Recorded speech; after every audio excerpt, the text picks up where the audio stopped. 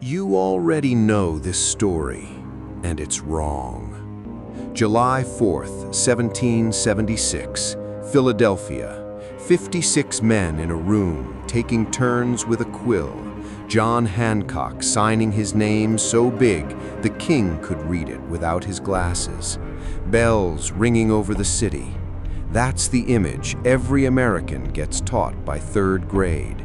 It's why the holiday is called Independence Day, why the fireworks go off on that exact date every single year, why the 1972 musical 1776 ends with delegates lining up to sign the Parchment while the Liberty Bell tolls behind them. You've probably even held this scene in your hand. Trumbull's giant painting of the founders gathered around the document, the one on the back of the $2 bill. Most people assume that's the signing, captured for history. Except that's not what happened. Don't take my word for it. Here's the record. The National Archives, the federal agency that has physical custody of the actual document, states it plainly. The Continental Congress adopted the Declaration of Independence on July 4th, 1776. It was engrossed on parchment, and on August 2nd, 1776, delegates began signing it.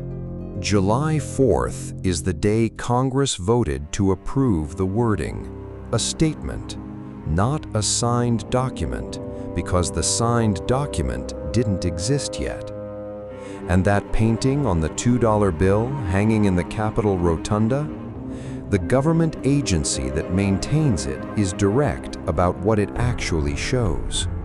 This painting depicts the moment on June 28, 1776, when the first draft of the Declaration of Independence was presented to the Second Continental Congress. Less than a week later, on July 4, 1776, the Declaration was officially adopted. It was later signed on August 2, 1776. Jefferson is handing over a first draft. Nobody in that room is signing anything. The scene we've all memorized as the signing isn't even set on a day when signing was legally possible. The parchment to sign didn't exist for another 3 weeks. Even John Adams didn't know which day would stick.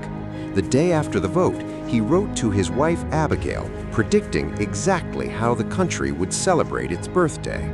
It ought to be solemnized with pomp and parade, with shoes, games, sports, guns, bells, bonfires, and illuminations from one end of this continent to the other, from this time forward forevermore. He got every detail right. The fireworks, the bells, the bonfires. He got the date wrong. Adams was talking about July 2nd, the day Congress actually voted for independence itself. He never saw July 4th coming as the winner. 15 days after the vote, on July 19th, Congress had to pass a separate resolution just to order a formal copy worth signing, that the Declaration passed on the 4th be fairly engrossed on parchment, and that the same, when engrossed, be signed by every member of Congress. Engrossed means hand-copied in careful, formal lettering, the version that ends up behind bulletproof glass in a rotunda. Someone still had to write the entire text out again by hand before a single signature could go anywhere near it. That took another 2 weeks. So the signing everyone pictures, the moment itself, starts on August 2nd. Hancock goes first, the giant signature. Then the other delegates, arranged north to south by state, sign after him. But even August 2nd isn't the finish line. Delaware's Thomas McKean insisted, in his own words decades later, "I was a member of Congress for the state of Delaware. was personally present in Congress and voted in favor of independence on the 4th of July, 1776, and signed the Declaration after it had been engrossed on parchment, where my name, in my own handwriting, still appears. McKean left for military duty days after the vote and missed the August 2nd signing entirely. Historians who've traced the printing history, his name is simply missing from the earliest published lists of signers, place his actual signature as late as 1781, the same year the British surrendered at Yorktown. 5 years after the date printed at the top of the document, he's supposedly signing that day. So here's what actually happened, in order. July 4th, Congress votes yes on the wording of a public statement, and it goes to the printer that same night.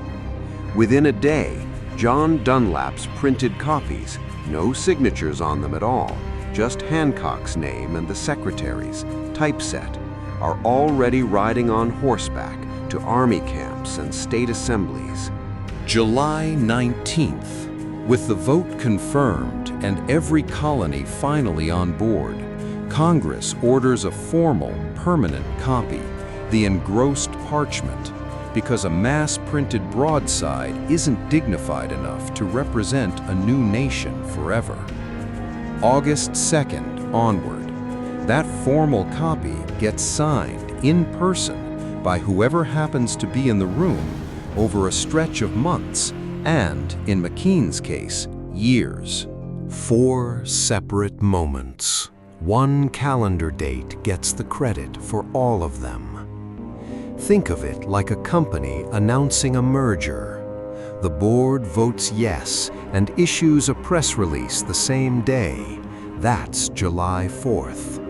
Weeks later, the lawyers draw up the actual contract, the version built to survive in a filing cabinet for decades. That's July 19th. And then the executives sign it one by one as their schedules allow, some of them months or even years after the press release already made headlines. That's August 2nd and beyond. Nobody covers the merger by reporting the day the last executive finally signed page 12. They report the announcement. History did the same thing with a country, and then handed the announcement a name, Independence Day, that made it sound like the whole process happened in an afternoon. Even the people who made the myth famous knew it wasn't true. Sherman Edwards, who wrote 1776, put a note in his own printed program explaining that the Declaration was not signed on July 4th, 1776. The greatest number signed on August 2.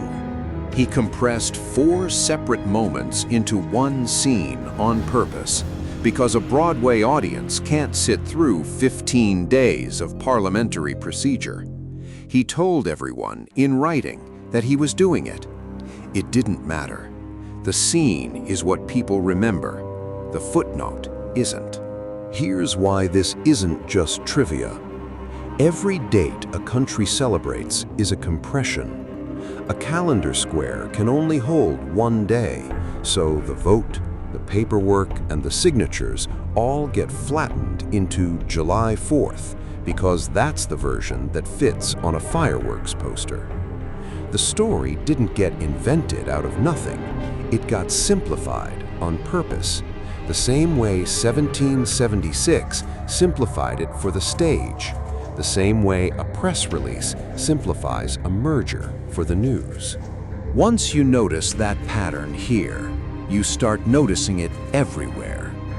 The day a war ended, the day a law passed, the day a company was founded.